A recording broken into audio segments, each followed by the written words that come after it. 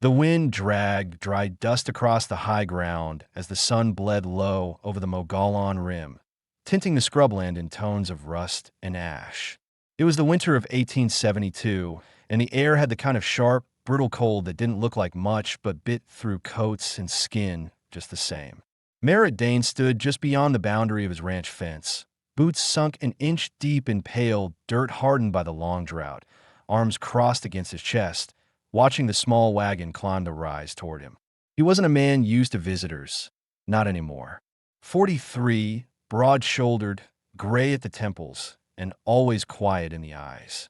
The Dane Ranch stretched nearly 800 acres across northeastern Arizona territory, most of it harsh and unforgiving country that didn't take well to people. Merritt had made peace with that. After losing his younger brother in the war and burying his wife to fever 2 years back, he'd stopped expecting peace to come from anything other than cattle and distance. Now a government wagon, worn, civilian, pulled by a weary mule, was bringing him something he never asked for. The U.S. official who climbed down first wore a long coat and a polished sidearm that hadn't seen a day of real use. His mouth moved like someone who talked too much for a living. But Merritt didn't look at him. His eyes went straight to the back of the wagon where two figures sat under rough blankets, small, unmoving, alert despite exhaustion. The older girl, maybe 22, had a long, lean frame and sharp shoulders that suggested she'd carried more weight in her life than most men twice her size. Her black hair was thick and braided close. A fading bruise marred the edge of her jaw. Her gaze, when it finally lifted to meet Merritt's, held the kind of caution that didn't come from a single betrayal, but from years of surviving in a world that didn't care if she lived or died. She held the younger girl's hand. That one couldn't have been more than 12, small, wrapped tight in a warm little blanket, eyes wide, skin pale for an Apache child. Her lips didn't move, not even once. "This is as agreed," the official said, voice clipped. "Names given are Tala and Nayeli. Sisters. Their kin handed them over as part of the Rim Valley Compliance Settlement. You'll lodge them, feed them, keep them off trouble." Merritt said nothing at first.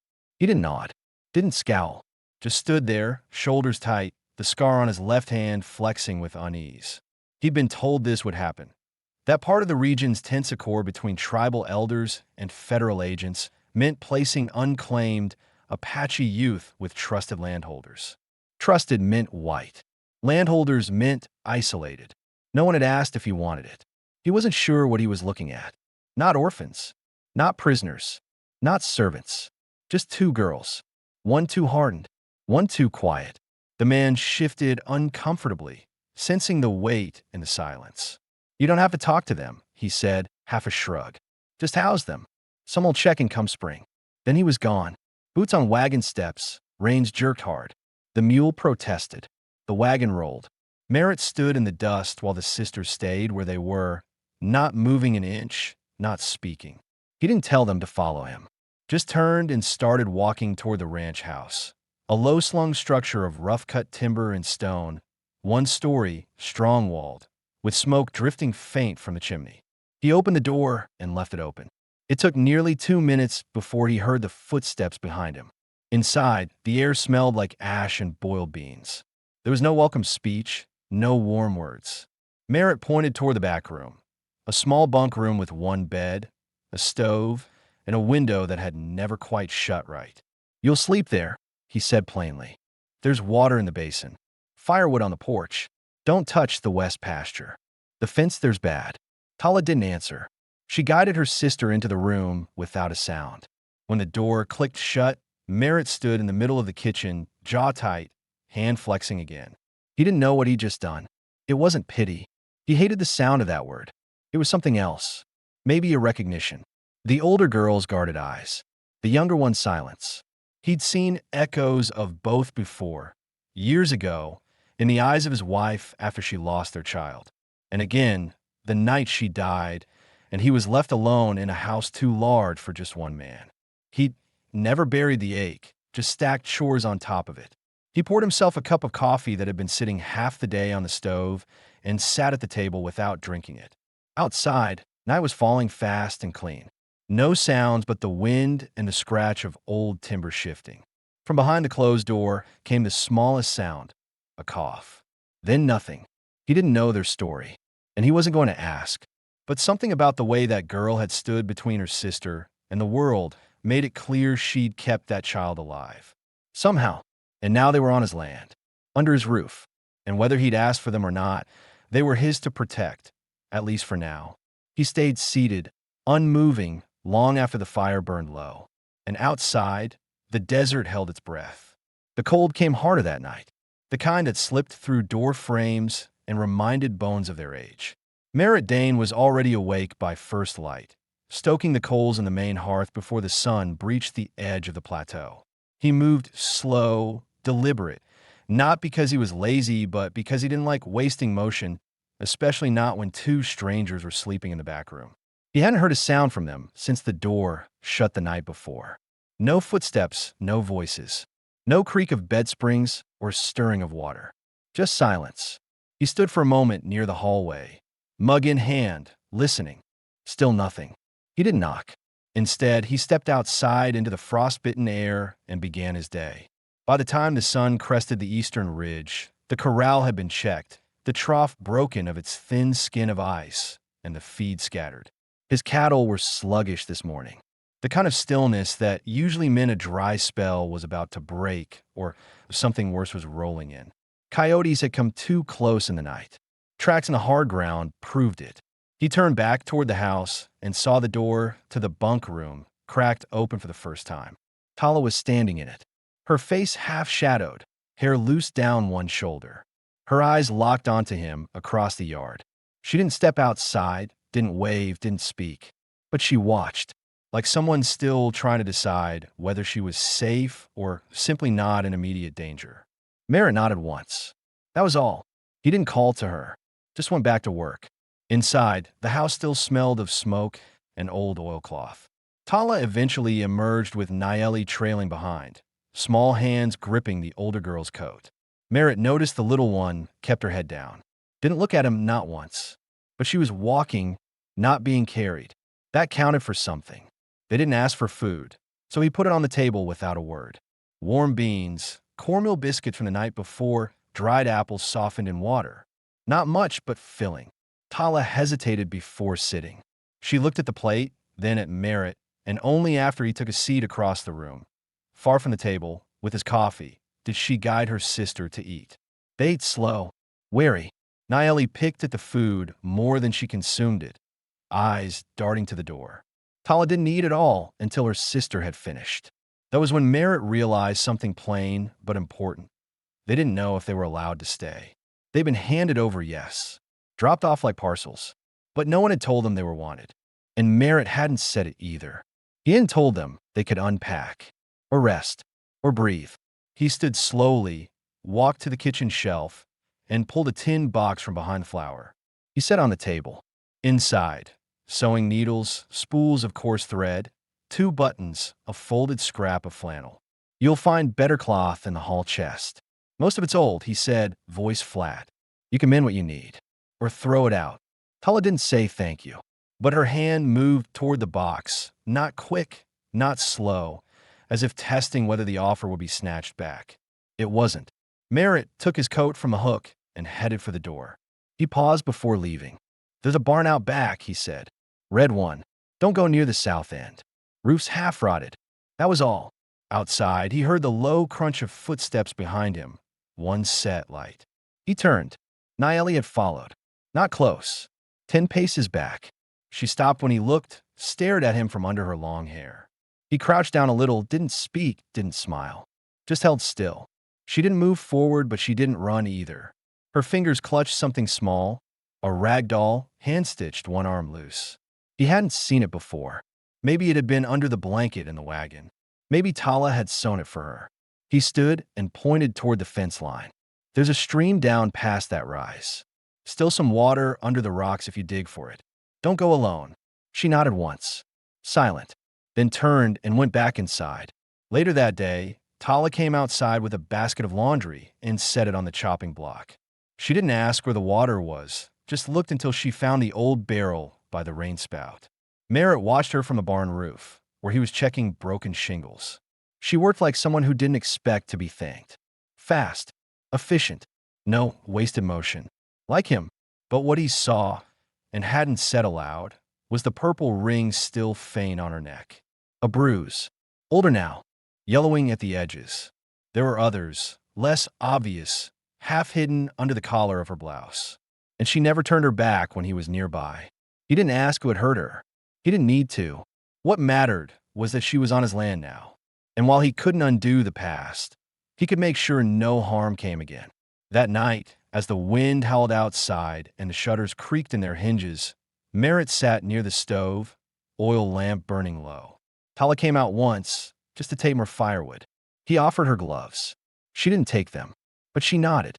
It was the first time she acknowledged anything with more than silence. He watched the door close behind her, sat there a long while after, boots still on, fire dimming. They hadn't spoken more than a few words between them all day. But something had shifted. No one had run. No one had been told to leave. And no one had raised their voice. Sometimes that was the best a day could offer. And sometimes it was enough. The morning air came sharp off the rim, cold enough to frost the pump handle and bite through the seams of a man's gloves. Merritt Dane stood outside with a pail in one hand, working the well crank with the other, steam curling from his breath while the pulley creaked in rhythm with the wind. The bucket hit bottom with a soft splash. He waited, then hauled it up slow. Behind him, he heard a door open. It was Tala again. No coat this time, just her blouse sleeves rolled high and her long black braid tight down her back. She moved toward the split-rail fence without looking his way, carrying an old tin basin. She knelt by the trough and tested the ice with her knuckles. Then she began breaking it, not delicate, just efficient, the way someone does when they've learned not to wait for permission. Merritt said nothing. He poured water into the trough, nodded once, then walked back toward the shed. When he glanced back, he saw Nayeli standing in the doorway of the house, watching both of them. Her doll was gone today.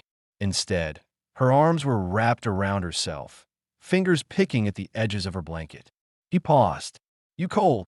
She didn't answer. He opened the shed and stepped inside. When he came back out, he had a smaller coat tucked under his arm. Worn, patched, the sleeves still stained from fence grease. It had belonged to his brother's daughter back when he used to visit summers, before the war and all that came with it ended the visits. He walked to the porch, set the coat down near the steps, and backed away without a word. Nayeli didn't move. Not right away. But 10 minutes later, when he came back from the corral, the coat was gone. Inside the house, the quiet returned. Same as always. But there was something under it now, a thread of movement, of change. Merritt noticed the broom by the wall had been moved. The woodbin had been refilled without his asking. 2 pans were scrubbed and drying on the counter. It wasn't just presence anymore. It was participation. He stood at the stove with a pan of cornmeal and pork fat when Tala stepped in. She didn't speak, but she stood near the hearth long enough for him to ask, without looking at her, "You eat eggs?" She nodded once. That was the start of it. He cooked 3. She took 2, gave 1 to her sister, and they sat at the table. Merritt stayed near the stove, leaning against the counter, arms crossed. Tala broke the silence. Her voice was low and even. My mother's name was Coddle. He didn't ask why she was telling him. He just listened. She died 3 winters ago. Fever. She kept her eyes on her plate. Our father was taken 6 months after. White militia. He fought. They shot him. He told me to run. Merritt didn't respond. Just waited. They took Nayeli. Took others too. I got her back. She said it like a statement. Not for sympathy. Just truth. Like someone stating a fact of the weather or the time of day. He looked at her then. For the first time, really looked. The bruise on her jaw had faded to a smear of yellow and green. Her wrists, once swollen, now looked only thin. Her eyes, still cautious, didn't flinch when he met them. "You bring her this far alone?" he asked.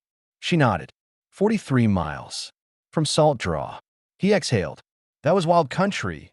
Rough terrain, no roads, no towns. And for what he knew, Salt Draw had seen violence in recent months. Raids, revenge killings. Soldiers and renegades both making a mess of things. "You keep moving that whole time?" "When we had to." We stayed in an old line shack 4 days. She was sick. No food. I found a man with a wagon headed west. He said he was working for the agents. Offered to take us. Merritt said nothing. The silence stretched. Then, soft and calm, "That bruise yours." Tala didn't answer. Didn't need to.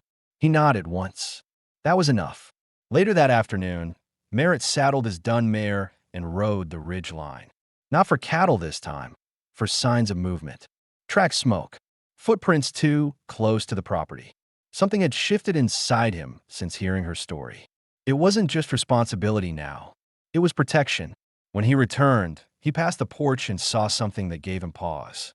Nayeli sat in one of the wooden chairs, the too big coat pulled around her, a scrap of cloth in her lap. She was sewing. Not well, but with focus. The needle moved crooked, slow. The shape of a doll emerging from nothing but fabric and thread. And, sitting beside her, Tala, not correcting, not hovering, just watching. Quiet. Present. Inside, Merritt went to the side room, pulled open a crate. Inside were spare tools, broken bits of harness, and a pair of nearly new boots he hadn't worn since last winter. He brushed the dust off, examined the soles, then set them near the girl's door. No words, no gesture. That night, as darkness fell and the stove crackled low, Merritt sat at the table and listened to the muffled sounds of life behind the bunk door. The soft voice of Tala, murmuring something in her own tongue.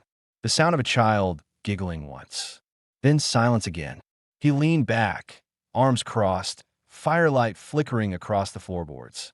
He never expected company, never planned to let anyone back in his house. And yet, the walls didn't feel as hollow tonight. For the first time in 2 years, he didn't eat alone. And that, somehow, made everything feel different, even if nothing had been said out loud. The next morning broke gray and windless, with a stillness that settled heavy over the land. Snow had dusted the ridge line overnight, thin as flour on rock, just enough to quiet the usual crunch of boots across frozen dirt.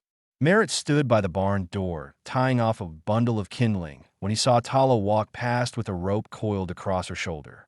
She didn't ask. She didn't wait. She just headed for the goat shed. That was the first time he noticed she wasn't just helping anymore. She was taking responsibility. By mid-morning, she had repaired the latch on the feed door using one of the spare hinges she'd found in the tool shed. The job wasn't clean, but it held firm. Merritt had watched from the side, silent. He didn't offer advice, didn't step in. He just nodded once when she finished, and that was enough. Inside, Nayeli was on the floor, near the hearth with her half-sewn doll in her lap. The new coat Merritt had given her hung neatly by the door, sleeves still too long, but clean and dry. She hummed quietly, not loud enough for a tune, just a low sound, the kind that barely touched the air. It was the first real sign of calm he'd seen in her. Merritt kept his distance, but listened. She didn't speak often, and when she did, it was mostly in Apache. Tala only translated when necessary. That morning, as he handed Tala a new length of rope, he asked without looking up, "She understand much English?" Tala shook her head. Some words. Not enough. He paused. "You?" She nodded. "More than she does. Not enough to read well." He leaned against the wall, brushing with dust from his hands. "There's an old reader. Backroom shelf. If you want it." She glanced at him, surprised. "You don't mind? If you're here, you use what's here." That settled it. No more words exchanged. But that night, when he passed through the main room, he saw her at the table under the oil lamp, her fingers tracing the edge of the page, lips moving silently. The book was cracked open to the first lesson, and Nayeli sat beside her, watching. That same night, as Merritt was finishing his last check on the livestock, a new sound cut across the quiet. A horse. Distant, slow-moving, hooves striking hard ground with the tired rhythm of a long ride. Merritt narrowed his eyes, moved to the gate, and watched. A single rider. Not law. No badge. Just a tall man in a tan coat with dark boots and a narrow frame, leading a pack mule with sack strapped down. He stopped at the edge of the fence line and raised a hand in half a wave. "Evenin'," he called. Merritt didn't return the gesture. "What do you want?" Name's Royce Adder. "Just passing through." Heard there was good water out this way. Friendly man said you had a spare well. Merritt kept one hand on the gate rail. Wells for stock, not travelers. The man smiled, but it didn't reach his eyes. Reckon I'm stock enough. Just need a fill, and I'll be on my way. Merritt didn't move. You run with anyone? Just me and the mule. Tala had come out to the porch by then. She didn't speak, but her presence made the air shift. Royce glanced at her and lingered. Too long. You got help now? He asked. Didn't expect that. Merritt's voice lowered.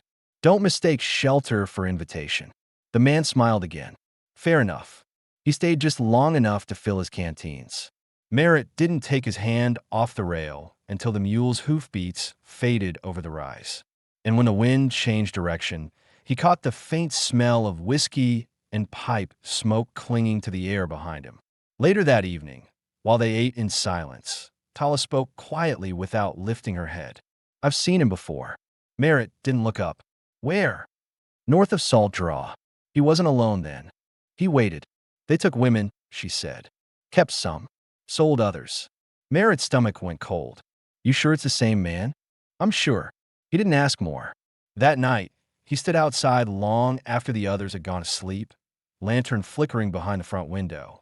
He walked the fence line, checked the latches on the barn, and made sure the rifle was loaded and dry behind the door. It was the first time he admitted to himself what he'd already known. These girls weren't just displaced. They were hunted, and now, by taking them in, so was he. But the choice wasn't something he questioned. Not anymore. He didn't say it out loud, but he knew what he was doing. He'd taken responsibility the moment he let them through the door. Whatever came after, he wasn't backing away from it. Not now. Not ever. 2 days passed without incident, but the silence wasn't the same. It had a weight to it now. Not the easy, steady, quiet Merritt was used to, but a tension that pressed down on every sound, stretched tight across the walls of the house like stretched hide. Even Nayeli, who had begun to hum and move more freely around the hearth, kept close to Tala's side and flinched when the wind hit the shutters too hard. Royce Adder had left no sign behind, no tracks worth following, but Merritt had seen enough in the man's eyes to know it wasn't over. That kind of man didn't knock on doors just to pass time. He was gauging something, scouting maybe, testing the edges. Merritt knew predators. 2-legged or 4, it was always the same pattern. He doubled his checks on the outer fence line, walked the southern perimeter on foot every evening before dark, rifle slung over one shoulder, always listening. He moved tools from the shed into the root cellar under the house, nailed a second bolt onto the door leading to the back. He didn't explain any of it, but Tala noticed. And for once, she didn't ask questions either. That morning, after he came in from hauling the last of the chopped wood, he found her standing at the table with the reader open, tracing words with her fingertip, lips barely moving. You read it all? He asked. Enough, she said, not looking up. She likes when I do it out loud. Merritt glanced toward the side room. Nayeli was asleep on the cot, wrapped up tight, her doll beside her chest. You ever go to school? He asked. Tala shook her head. Mission camp, south of Mogollon Rim. They took us there one winter when I was small. Stayed 2 months. Priest tried to cut my hair. I fought him. He broke a broomstick on my back. We left at night. He didn't reply, just nodded and set the kettle on the stove. You learn fast, he said simply. She looked at him now. I had to. It wasn't pride in her voice. It was fact. That afternoon, Merritt led the mare into the upper pasture to check the winter grass. The cold was less sharp that day, sun breaking through the haze just enough to soften the edges of the ground. As he walked, he found something half buried in the dirt, a bent horseshoe. Not his. Fresh. Recent. He crouched low, turned the earth with his fingers, and found a second imprint. Boot tread, not worn like his own. The pattern too new. Someone had been watching. He rode back hard, dust kicking up behind him, and headed straight for the barn. There, near the stacked feed bags, he pulled out an old pine crate covered in canvas. Inside, a repeater rifle he hadn't touched in over a year. He cleaned it, oiled the chamber, loaded each round with care. Back in the house, Tala was repairing a tear in her blouse. She looked up when he came in, saw the rifle, and froze. He's close? She asked. Maybe. She stood calm but steady. Then I help. Merritt raised an eyebrow. Help how? She held his gaze. I've done worse than this. We don't hide. That night, Merritt slept lightly. The rifle stayed by the doorway, boots left on. Tala didn't go to her room either. She sat in the chair by the stove, the fire low, knife on her hip. She didn't sleep. Near midnight, Naeli woke from a bad dream. Tala rose instantly, cradled the girl's head, hushed her in soft, rhythmic tones of her native tongue. Merritt didn't move. He just listened. The firelight caught Tala's face in a way that revealed more than the shadows usually let show. Not fear, not weariness. Resolve. When the girl fell asleep again, Tala remained by the cot, one hand resting on her sister's arm. She didn't look at Merritt, but she spoke across the room in a low voice. She doesn't remember everything. That's good, but she knows enough. She ever talk to anyone? He asked. Not since that night. What did they do? Tala didn't answer for a long time. Then, they locked her in a cellar. 2 days. She screamed so much her voice broke. After I found her, she didn't speak again. Merritt's chest tightened. He stood and added a log to the fire. His hands moved slower now. More careful. You found her, he said, and kept her alive all this time. Tala nodded. She's all I have. He sat down in the second chair, stared into the flames. You don't owe me your story, he said after a while. But I'll do what I can to make sure no one touches her again. Tala didn't speak, but after a long moment, she leaned back in the chair beside the cot, arms folded across her chest, eyes open but still. They sat like that until dawn crept in through the windows, casting pale lines across the floorboards. A house that had once been filled with nothing but silence now held something else. Not words, not promises, but a thin, quiet understanding. They weren't just surviving the same ground anymore. They were watching it for one another. The wind picked up that morning, dry and steady from the southeast, carrying the bitter scent of old wood smoke and something faintly metallic, a warning in the air Merritt Dane had learned not to ignore. He stood by the edge of the north fence, one boot braced on a rock, staring at a line of tracks that hadn't been there the day before. Hoofprints. A single rider, circling once, then turning back the way it came. He didn't follow it. He already knew who it was. When he returned to the house, Tala was pouring water into the basin, sleeves rolled high, hair bound back with a leather strip. She looked at him once, just one glance, and saw it in his face. Again, Merritt nodded. He's watching, waiting. Will he come? Soon. She set the pitcher down slow. What do you want me to do? He didn't answer immediately. The truth was, part of him didn't know. Another part, the one that had lived alone on this land long enough to know what didn't survive, wanted her and Naeli gone before Royce Adder made his move. But he couldn't ask that. Not anymore. Instead, he said, we keep moving. Keep working. No different than yesterday. If something changes, I'll say so. She nodded. Nothing more. That day, it didn't speak much. But the rhythm of the ranch had shifted. They worked faster. Check locks twice. Stock was fed and drawn in closer to the pens. Tala repaired the rear gate on the goat shed. Merritt built a second barrier across the barn doors, something that could be dropped from the inside in a hurry. And for the first time, he showed her where the rifle cartridges were kept. Only if I'm not here, he said. She took one look, memorized the drawer, and closed it without touching anything. In the late afternoon, Merritt noticed something in Naeli's hands he hadn't seen before. Not the doll, not thread. It was a folded page from the reader, torn out cleanly, edges smooth flat. She had drawn something on it with coal from a hearth. A figure, a stick man with a hat and a horse beside him. 2 smaller figures on the other side. No mouths, but they were holding hands. Tala caught Merritt looking. She said, it's you, she said, voice quiet. With us. Merritt took a breath, let out slowly. You said she didn't speak. She still doesn't. But she sees everything.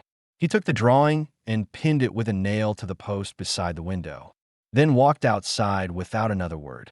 As night came, Merritt climbed the bluff behind the house with his spyglass.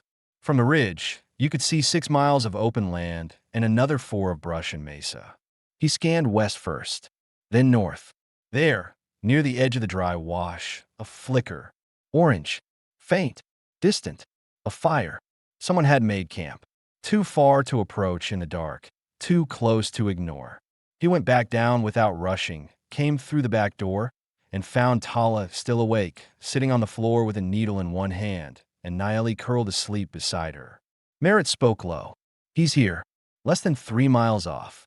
Tala didn't flinch. She laid the needle down slow. How long before he comes? Tomorrow. Maybe 2 days. Depends what he wants to see first. You want us to run? No. She looked him in the eyes. Why not? He didn't answer right away. He sat instead, lowered himself into the chair near the stove, and rested his elbows on his knees. Because I buried too many things in my life, he said plainly. Good things. Things I didn't stand up for when I should have. I'm not adding you two to the list. Tala stared at him, and something shifted in her face. Not relief, not gratitude, something steadier, a sort of agreement, not forged by comfort, but by the understanding that neither one of them had anywhere else left to go. I'll keep watch tonight, she said. You'll take the second half. I'll wake you. She nodded. That night, Merritt sat on the porch with a rifle across his knees. The moon was thin and the stars sharp, but the land below stayed quiet. No hoofbeats, no voices, just the wind and the breath of dry grass moving like restless water. Inside, the house was warm, safe, but he knew the truth. That fire wouldn't hold forever. That some men didn't understand silence, or boundaries, or shelter given without price. But he'd made his choice, and so had Tala. They weren't running. They were staying. The next day came colder than any before it. The wind had shifted westward in the night, dry and fast, cutting down from the high desert like it meant to peel skin from bone. Merritt rose before daylight, eyes gritty, back tight from sleeping too upright on the porch bench with a rifle across his chest. There had been no sounds, no movement, but his body had remained tense all night, like something deep in him already knew the calm wasn't going to last. He stepped into the house to find Tala already up, crouched by the hearth, feeding new wood to the fire. She didn't look at him, didn't speak, but her eyes were sharper than the blade at her hip. Naeli remained asleep in the cot, clutching the doll to her chest. They both knew it would be today. By mid-morning, Merritt checked the ridge again. The fire was gone. Ashes, no smoke. Whoever had been watching had moved. Probably at dawn. Probably closer. He saddled the mare, but didn't ride out. Instead, he walked the entire fence line by foot, checking posts, noting the trail signs. He brought his field glasses with him, scanning every high rock and outcrop. And near the edge of mesquite grove, far from the house, but not so far he could ignore it, he saw a boot print. Deep, heavy, not alone. More than one rider now. He returned to the house and barred the barn from the inside. Set the lanterns near the door. Checked the shells and the rifle again. Tala didn't ask what he'd found. She just nodded and opened the drawer where the ammunition sat. You got another weapon? She asked. 2-shot Derringer, desk drawer. You. She opened her hand. Inside, a small knife with a worn elk bone handle. Always. By early afternoon, Merritt made a decision he hadn't considered until now. He pulled down the wall panel in the back room, exposing a narrow space between the studs. An old hiding spot, never used since his wife passed. There was a blanket, a half-empty canteen, a small tin of jerky. You'll keep Naeli in here if they breach the house, he said. Tala shook her head. She won't leave me. She has to. She won't. Merritt met her stare, held it. Then, slowly, he crouched beside Naeli and spoke for the first time directly to her. If there's danger, and your sister tells you to hide, you listen to her. The girl didn't blink, just nodded, once her small fingers tightening on the doll. Around dusk, the wind died. Too quiet now, the kind of still that never meant safety. Merritt stood at the window with the rifle in hand when he saw it. Movement in the distance, slow and certain. 3 riders coming in from the wash. Not fast, just steady, not afraid. He opened the door and stepped outside. Tala followed. Knife tucked at her side, coat buttoned tight, jaw set. The riders came in slow. Roy sat her in front, just like before. His coat was buttoned to the top now, brim low over his eyes. The other 2 hung back a little, one with a scar under his lip, the other younger, thinner, pale from cold. Evening, again, Royce called out. Didn't think you'd still be hospitable. You're not welcome here, Merritt said. We just want to talk. Merritt didn't lower the rifle. Royce eased off his horse, hands visible. Not armed, not visibly. You're sheltering Apache girls, he said. One of them took something. Someone's looking to recover what's theirs. Tala stepped forward. What did I take? She asked. Royce smiled. That one there, he said, nodding toward the house. She don't belong to you. She don't belong here. She's my sister, Tala said, voice like flint. She was sold, Royce said. Belonged to a man down near Pine Bluff. He paid good coin. We just came to return property. Merritt's grip on the rifle tightened. She's not property, and you're not taking anyone. Royce's smile faded. The two men behind him dismounted. You really want to make this hard? I'm not making anything. But you try to cross that gate, and you won't leave standing. Silence stretched out. Just the wind in the grass now, faint again, like the land itself was holding breath. Royce studied him a long moment. You're going to throw away your place for two people you don't even know? Merritt didn't answer. Tala did. We're not strangers anymore. Royce took one more look at Merritt, then at the house, then back again. He licked his bottom lip like he was weighing odds. Then he spat into the dirt and stepped back. We'll be back, he said. And we'll be more. They turned and rode out. Not fast, but not in retreat either. Inside, the house was silent again. Nayeli was sitting on the floor with her hands over her ears. Tala rushed to her, pulled her close, rocked her slowly, murmuring words low and steady. Merritt set the rifle down on the table. His hand trembled slightly as he removed his hat and dropped it beside the fire. Then he sat down. They'll come back, he said. Yes, Tala said, but so will we. For the first time since this started, he smiled. Not wide, just a line at the corner of his mouth. Not because the danger had passed, but because for once he knew exactly where he stood, and he wasn't alone in it. The next morning brought no sun, just a flat, colorless sky and a steady cold that pressed against the windows like a held breath. Merritt stood by the stove, pouring black coffee into a tin cup, eyes fixed on the horizon through the warped glass pane. He hadn't slept. Not truly. Not since Royce's threat. Tala sat at the table, her hands busy restitching the side seam of Nayeli's coat. Her fingers moved automatically, her jaw tight, eyes flickering toward the window every few seconds. She didn't ask if Merritt had seen anything. She already knew the answer. They'll come tonight, he said finally. She nodded. I know. Merritt set his cup down and leaned forward across the table. I need you and Nayeli to stay below. There's a space in the root cellar. If they come, if they push through the door, you stay down until it's done. Tala looked up. She won't leave me. She'll listen to you if you make her. I'm not hiding. You're not backing down. I know that. But I'm not letting either of you get hurt for a fight I brought to this place. Tala's voice was calm. You didn't bring the fight. They did. They stared at one another across the table, the fire popping behind them. Nayeli had fallen asleep curled up on the cot with her doll clutched to her chest, the same way she had every night since they arrived. Merritt stood, opened the cabinet beside the door, and pulled down 2 boxes of shells. Then he crossed to the back room, opened the crate beneath the floorboards, and withdrew the shotgun he hadn't touched since the spring after his wife died. He laid it on the table between them. You know how to use this? Tala hesitated, then nodded. My uncle taught me before the soldiers came. I never fired at a man. But I can. Merritt looked at her a long time. You won't need to. Not unless I fall. She didn't answer. She just picked up the shotgun and checked the chamber. That afternoon, they prepared. Merritt boarded over the front window and moved the table in front of the door.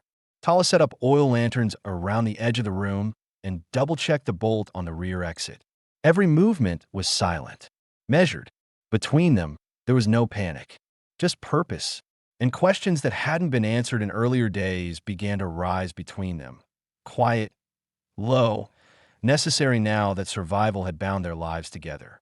You were married once, Tala said as she loaded cartridges into a pouch. What happened to her? Merritt didn't stop working. Fever. Took her fast. No warning. No chance to fight it. Children. No. You ever think of leaving this place? He paused, then shook his head. There was nothing left to go to. Tala considered that. And now? He didn't answer right away. Then, Now I don't want to lose what little's come back. Outside, the sky darkened early.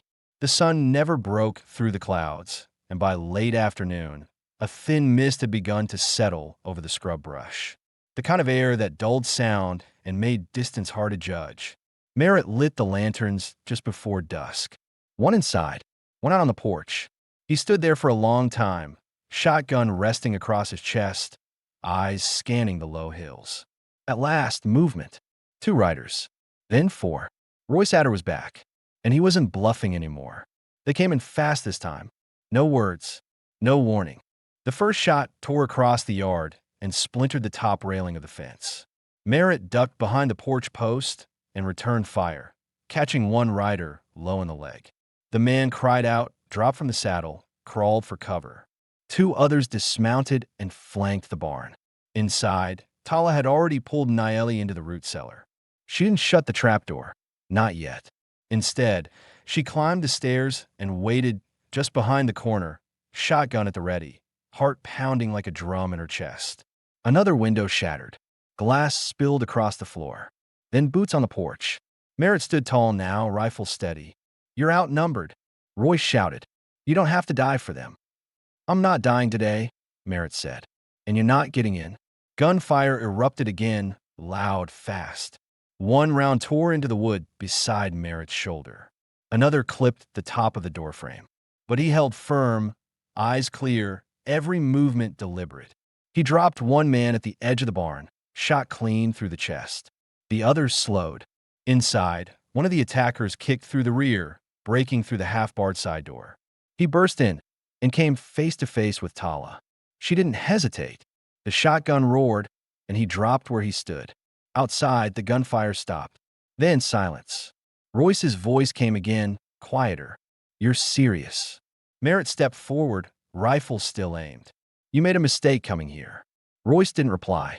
Then slowly, he backed away. His remaining man followed. They mounted and turned without another word. "Gone." Tala stood in the doorway, hands trembling now that the moment had passed. Merritt walked in slow, eyes sweeping the room. "You all right?" She nodded once. "Naeli's safe." He lowered the rifle, crossed the floor, and opened the trapdoor. The little girl looked up, eyes wide, arms clutched tight around her knees. When she saw him, she reached up without a word. Merritt lifted her out and held her. It wasn't a habit. It wasn't something he'd done before, but it felt right, and she didn't resist. Tala watched from the corner, chest rising and falling. "We'll have to bury the one out back," she said. "I'll handle it," Merritt replied. She looked at him. "You don't have to." "Yes, I do." Night returned heavy and still. The fire burned low, and the rifle stayed by the wall. But for the first time, the danger had passed. Not by running, not by hiding, but by standing. And for the first time, Tala let herself sit close to him at the hearth, shoulders not quite touching, but near enough to feel warmth that wasn't from flame. They didn't speak. They didn't need to. What had begun as a forced arrangement had become something else entirely. Not family yet, not safety yet, but something real. And that was enough. Snow fell lightly the next morning, a rare sight for the high desert, dusting the ground in uneven patches, melting almost as soon as it landed, but leaving behind a pale hush over everything. The yard is quiet. The barn door creaked once in the breeze and settled again. Inside the house, the fire still burned, low but steady, and for the first time in weeks, the front door wasn't barred. Merritt stood just outside it, hands tucked into his coat, hat pulled low, eyes sweeping the ridgeline. The bodies had been buried at first light. He hadn't waited. He'd dug shallow graves at the edge of the wash and said nothing while he did it. One man had groaned for a few hours before dying.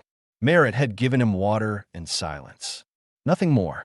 He hadn't seen Royce among the dead, which meant the man had gotten away. Still, something in the air had shifted. This wasn't fear anymore. It was aftermath. Tala came out holding a second mug of coffee, steam rising from the rim. She passed it to him without a word and leaned beside him against the porch rail. Her knuckles were split from the recoil of the shotgun. She'd wrapped them in cloth that morning, but the skin beneath was still raw. He noticed. "You should rest." "I will," she said. "After we know they're not coming back." "They won't." Not after what happened. Tala gave a faint nod, though her face stayed unreadable. Inside, Naeli sat at the table, scribbling on a scrap of paper with the burnt end of a matchstick. She was drawing again, this time a small cabin with smoke coming from the chimney and 3 figures beside it. All 3 had eyes and mouths. All 3 were smiling. She hasn't spoken yet, Tala said, watching her through the doorway. But she's different today. Merritt sipped the coffee. Maybe because she knows we didn't run. Maybe because she knows we stayed. Tala turned toward him then. Her face was quiet, thoughtful. You never asked where we were supposed to go after this. I figured if you had somewhere better, you'd have gone by now. She looked away, jaw tightening. We didn't. I just kept walking west until we ran out of ground. He glanced at her profile, the sharp edge of her cheekbone, the strand of hair that had come loose in the wind. You can stay, he said, the words simple, firm, if you want. Tala didn't answer right away. She just looked out at the empty road beyond the rise. You sure? I've been alone a long time, Merritt said. Too long. In this place, it feels like it's finally worth something again. She folded her arms across her chest and nodded once. Then we'll stay. That afternoon, they began putting the house back together. Merritt removed the boards from the windows, nailed fresh slats across the broken pane. Tala cleaned the shotgun, methodically wiping it down before storing it back in the cabinet. Naeli helped carry firewood inside, her small arms struggling with the weight, but she didn't ask for help. When she dropped a piece and it rolled toward Merritt's boots, she looked up and whispered, barely audible, sorry. He knelt down slowly. You don't have to be sorry for anything, he said. She stared at him, and though she didn't speak again, she nodded once and picked up the wood. Later, while Tala prepared supper, beans, bread, smoked jerky, Merritt found the tin of letters he hadn't touched in years. His wife's handwriting still marked some of the envelopes. Others were from old army friends long gone. He stared at them for a long time, then slowly pushed the tin back under the shelf. That part of life was over. It didn't need mourning anymore, just space to fade. As the sun lowered behind the hills, casting long shadows across the barn and corrals, Merritt stood outside, arms crossed, watching Tala and Naeli move across the yard. The girl now walked upright, her steps more assured. Tala carried the bucket, guiding her gently toward the trough. He realized in that moment something simple but undeniable. He wasn't just protecting them anymore. He was living alongside them. When night came, they ate together, the 3 of them at the same table. No rifle nearby, no locked doors, just the sound of spoons scraping against bowls and firelight flickering on the walls. And at the end of it, when Tala rose to clear the plates, Merritt reached across and rested his hand over hers for a brief second. Solid, wordless, real. She didn't pull away. Nothing needed to be said. Not tonight. But both of them understood now. This wasn't a temporary refuge. It was becoming a home.